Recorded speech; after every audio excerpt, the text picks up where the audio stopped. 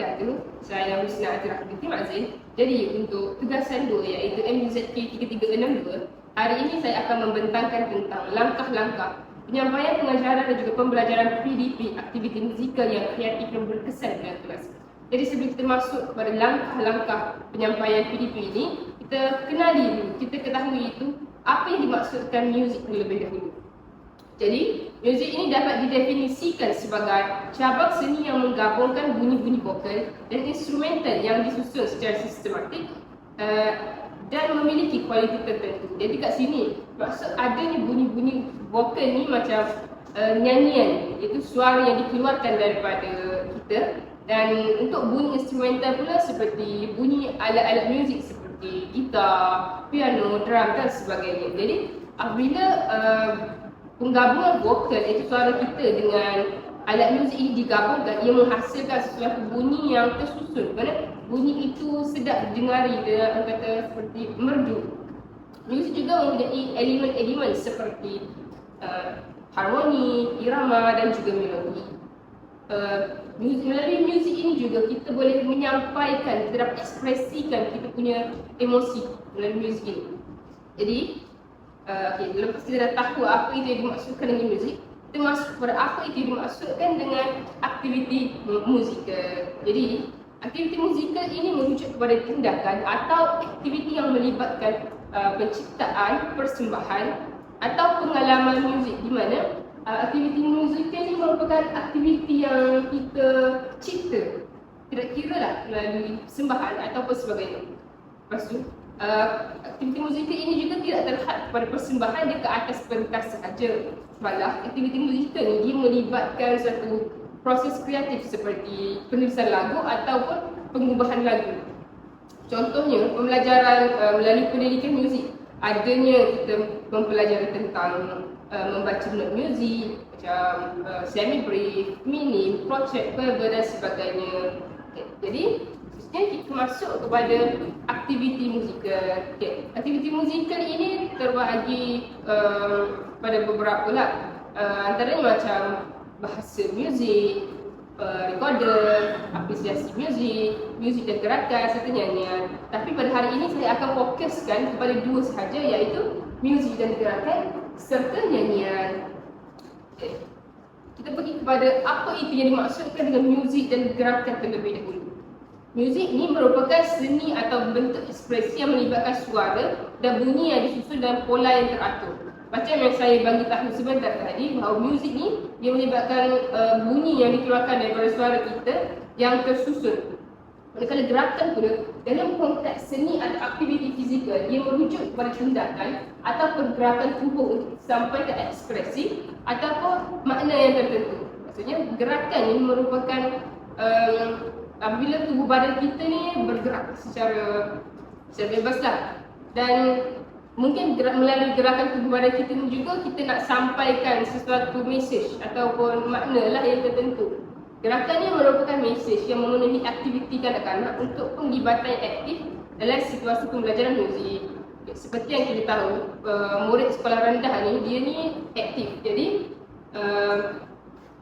muzik dan gerakan ni sesuai lah untuk dipelajari oleh murid sekolah rendah. Sebabnya mereka ni menyukai pergerakan-pergerakan seperti ini. Maksud muzik dan gerakan ni untuk melakukannya perlulah memahami keperluan dan kebolehan kanak-kanak mengikut tahap umur dan tahap kebolehan mereka. Jadinya bagi seorang guru ni perlu ajarkan kepada murid tentang muzik dan gerakan ni sesuai ikut tahap perkembangan dia. Jadinya gerakan itu tidaklah terlalu susah ataupun mudah lah. Gerakan tu mestilah sesuai dengan tahap dia punya perkembangan. Jadi kita masuk kepada langkah-langkah yang perlu dilakukan oleh guru dalam muzik dan gerakan. Langkah-langkah penyampaian pengajaran, pembelajaran PDP aktiviti musikal dalam muzik dan gerakan.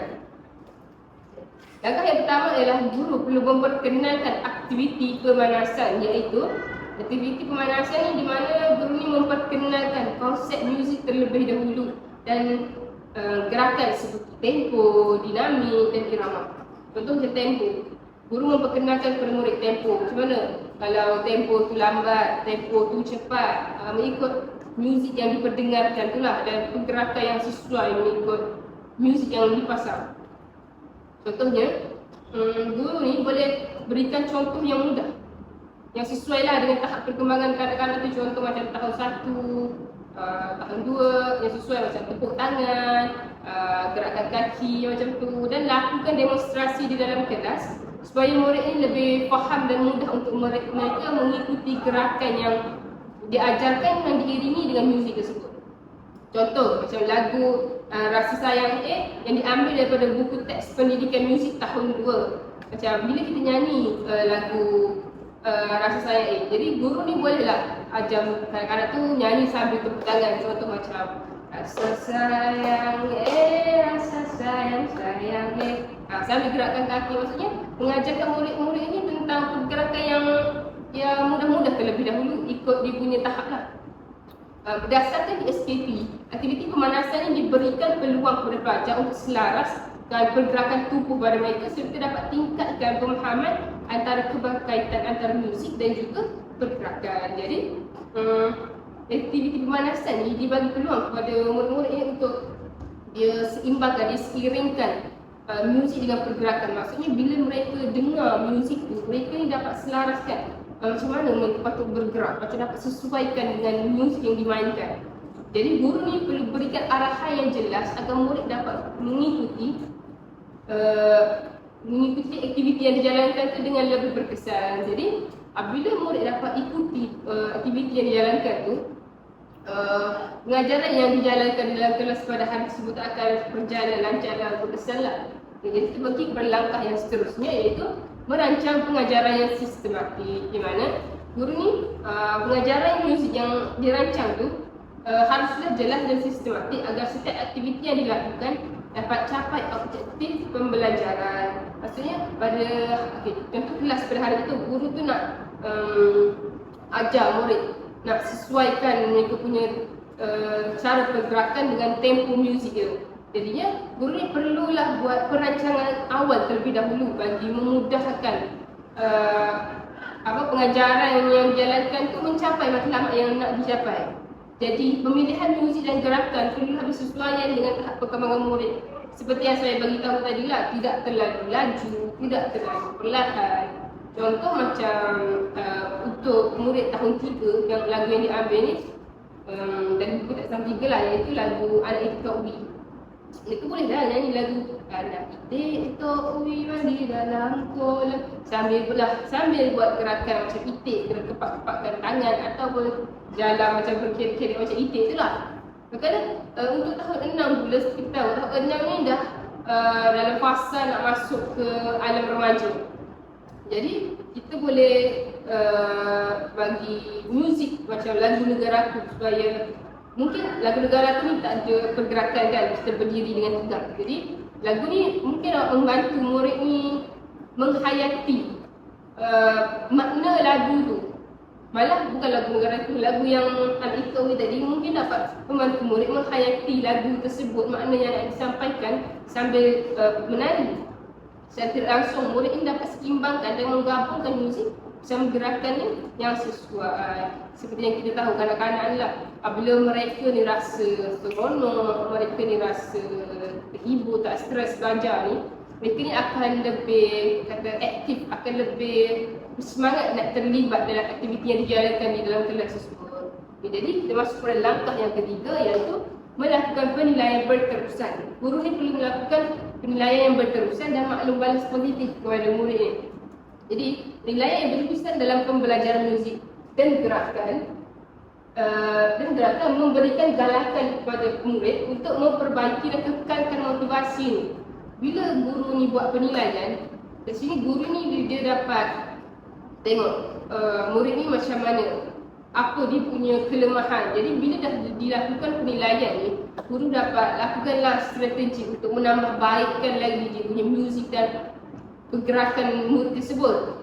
Itu sebabnya pentingnya penilaian untuk mendorong murid ni untuk lebih bersemangat dan dapat mereka memperbaiki mereka punya kelemahan. Selain daripada itu, guru juga boleh memberikan pujian ataupun hadiah sekali-sekala kepada murid ni. contoh ujian lah. Guru ni bagi maklum balas yang positif kepada murid ni untuk mereka yang berjaya gabungkan antara muzik dan gerakan ni dengan baik. Maksudnya mereka dapat seiringkan antara muzik yang mereka dengar dengan gerakan yang sesuai, yang betul. Jadi dengan adanya maklum balas positif daripada guru ni, dia dapat beri lebih banyak motivasi, dorongan kepada murid ni untuk terus memperbaiki lagi mereka punya muzik dan gerakan supaya lebih mantap. Jadi apabila murid ni mempelajari semua ni, kita ni bukan sahaja dapat membantu murid ni dalam aktiviti pengajaran dalam kelas ni, bukan dalam pendidikan murid sahaja, malah mungkin dapat membantu mencungkil bakat murid ni di pusara dunia lah. Macam mereka dapat menyertai aktiviti atau mereka dapat menyertai pertandingan tarian peringkat antarabangsa dan sebagainya. Okay. Jadi seterusnya kita masuk kepada aktiviti musikal nyanyian. Apa itu yang dimaksudkan dengan nyanyian? Nyanyian ni merujuk kepada aktiviti vokal yang membunyikan suara dalam bentuk yang tertentu yang bertujuan menghasilkan nada dan melodi yang disenangi. Maksudnya nyanyian ni merupakan suara macam vokal yang saya terangkan tadi, vokal yang dikeluarkan daripada kita yang mengeluarkan bunyi yang disenangi, bunyi yang merdu, yang sedap didengar. Dalam konteks muzik, nyanyian ni satu bentuk ekspresi seni yang menggunakan suara manusia untuk sampaikan perasaan, cerita, mesej melalui lagu. Jadinya melalui nyanyian inilah kita dapat sampaikan apa perasaan yang kita alami pada masa itu, apa kita punya emosi yang kita tersimpan yang tak dapat kita nak ceritakan dekat orang. Sebab itulah pada zaman sekarang adanya lagu-lagu macam yang nak sampaikan emosi mereka lah. Ada lagu yang gembira, sedih, patah hati, kecewa dan sebagainya. Contoh macam ada lagu galau, hip hop dan sebagainya.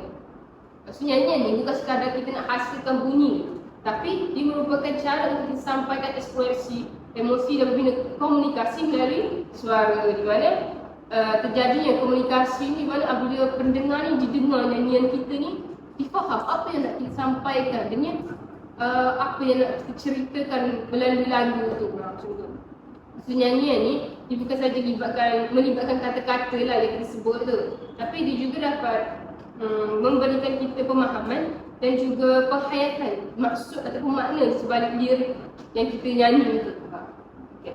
Jadi kita masuk pada langkah penyampaian pengajaran dan pembelajaran PDP, aktiviti musikal yang berkesan dan kreatif dan klasik. Jadi langkah yang pertama ialah guru perlu melakukan pemanasan vokal yang terlebih dahulu. Jadi latihan pernafasan dan pemanasan vokal ni dijalankan bagi memastikan suara murid ni tidak tercedera. Maksudnya pemanasan vokal ni pentinglah kita lakukan terlebih dahulu supaya pita suara murid ni tidak cedera, maksudnya dapat menyanyikan lagu dengan nada yang baik, tidaklah macam tersekat ke apa. Maksudnya ia juga mendedahkan murid dengan teknik vokal yang betul. Okey, apabila kita lakukan pemanasan ni, murid ni dapat tahu cara nyanyian dengan betul, vokal. Cara vokal itu disebut lepas tu murid juga dapat tahu cara kedudukan untuk nyanyian, macam mana perlu tidak boleh bersandar, perlu tegak, macam itulah. Lepas tu, dia juga dapat tingkatkan keberkesanan pengajaran nyanyian dengan menguatkan keupayaan suara muzik untuk mengatasi keperluan muzik yang lebih tinggi. Okey, contoh kita bagi latihan kepada murid, iaitu latihan vokal bergema dengan menyanyikan not yang berulang-ulang atau bergema untuk merangsang resonansi dalam suara. Jadi contoh yang boleh dilakukan untuk pemanasan vokal ni macam lagu do re mi, macam naik dan menurun, macam do re mi fa sol la ti do ti la, macam tu lah, lebih kurang. So aktiviti pemanasan vokal ni dia bukan sahaja menguatkan suara, tapi juga membantu pelajar ni untuk jadi lebih selesa dan berkeyakinan semasa nyanyi. Maksudnya apabila murid ni dia dah dapat sesuatu ilmu, pengetahuan tentang cara pemanasan vokal, tentang cara nyanyian dengan betul. Jadi murid ni dia dapat dia akan lebih yakin lah dengan untuk menyanyi sebab dia dah tahu teknik dan kaedah cara yang betul untuk menyanyi tu. Okay. Jadi kita pergi kepada langkah yang kedua, iaitu penyanyian secara beramai-ramai. Jadi guru perlu mengajak murid untuk menyanyikan lagu secara beramai bersama-sama untuk tingkatkan lagi keyakinan mereka. Dia bukan saya dapat tingkatkan keyakinan mereka, malah dia juga dapat membantu mereka menguasai pitch dan intonasi dengan lebih baik. Kenapa nyanyi ramai-ramai ni kita dapat kata yakinkan lagi mereka, sebab seperti yang kita tahu murid ni tak semua ada yang berani untuk nyanyi solo. Tak semua yang jenis extrovert, ada yang jenis pemalu. Jadi apabila guru ni mengajak murid-murid untuk menyanyi secara bersama-sama, mereka akan lebih yakinlah sebab bukan mereka seorang je nyanyi. Maksudnya mereka bernyanyi tu bersama rakan-rakan mereka, bersama guru mereka. Jadi daripada itu pemilihan lagu yang sesuai dengan hak perkembangan murid juga perlu diambil kira lah. Contoh lagu yang dipilih tidak bolehlah terlalu tinggi vokalnya, ataupun guru ni memilih lagu yang macam lagu Inggeris yang susah, lagu yang macam ada banyak rap macam tu. Tak sesuai lah untuk perkembangan murid sekolah rendah ni. Sebab mereka ni baru di fasa nak mempelajari sesuatu nyanyian muzik ni. Jadi apabila mereka ni nyanyi secara ramai-ramai, mereka ni dapat mendengar dan menyesuaikan suara mereka ni dengan suara rakan-rakan mereka. Apabila mereka dapat dengar dan sesuaikan suara dengan rakan-rakan mereka ni, dia juga dapat tingkatkan keselarasan vokal dalam satu kumpulan, di mana mungkin melalui nyanyian ramai-ramai ni dia dapat mendedahkan mereka dengan nyanyian secara ramai-ramai. Seperti yang kita tahu ada macam choir. Jadi mungkin mereka boleh menyertai persembahan choir nanti dengan ini. Lepas tu seperti yang kita tahu, nyanyi secara ramai-ramai ni memberikan hiburan lah kepada murid-murid. Sebab benda ni kan macam bila dilakukan secara dilakukan bersama dengan kawan-kawan ni, dia akan lebih seronok. Jadi bila lebih seronok, murid ni dia akan lebih berminat untuk untuk mempelajari lebih lagi tentang nyanyian ni. Jadi kita pergi kepada langkah yang terakhir, iaitu menggunakan alat bantu visual ataupun juga disebut sebagai bahan bantu mengajar lah, BBM, untuk membantu murid mengingati lirik lagu dengan lebih mudah. Misalnya melalui pemaparan video ataupun tab yang berwarna-warni. Murid-murid ni kan suka benda-benda yang berwarna-warni, yang bergambar. Benda tu macam ada unsur-unsur grafik yang menarik minat mereka. Jadi apabila mereka ni lebih berminat, mereka ni akan lebih mereka ni akan lebih mudah untuk mengingati dan menghafal lirik-lirik lagu tersebut. So, dengan ini dia juga dah berikan peluang kepada murid ni untuk belajar melalui pelbagai saluran deria lah, macam visual, auditori dan juga kinestetik. Kalau mengikut SKP Pendidikan Muzik, alat bantu visual ini juga turut memberikan murid konteks yang lebih luas mengenai maksud dan penghayatan lagu tu. Maksudnya dengan adanya langkah ini, iaitu menggunakan alat bantu visual yang dijalankan oleh guru ni, ia bukan sahaja dapat membantu murid ni dapat tingkatkan daya ingatan dia dalam pendidikan muzik sahaja, malah dalam subjek-subjek lain juga. Jadi dengan ini dapat hasilkan, dapat lahirkan murid yang berwawasan, murid yang cemerlang. Jadi dengan kata lain lah, sebagai kesimpulan, apabila suatu pengajaran dan pembelajaran yang dijalankan dalam kelas itu berkesan dan efektif dengan adanya langkah-langkah yang dijalankan oleh guru ni, mungkin dapat lahirkan murid yang cemerlang, macam dapat memajukan lagi negara kita dalam bidang muzik, dalam bidang pendidikan muzik inilah. Macam adanya pemain gitar, pemain piano dan sebagainya. Jadi saya rasa itu sahaja daripada saya. Sekian, terima kasih.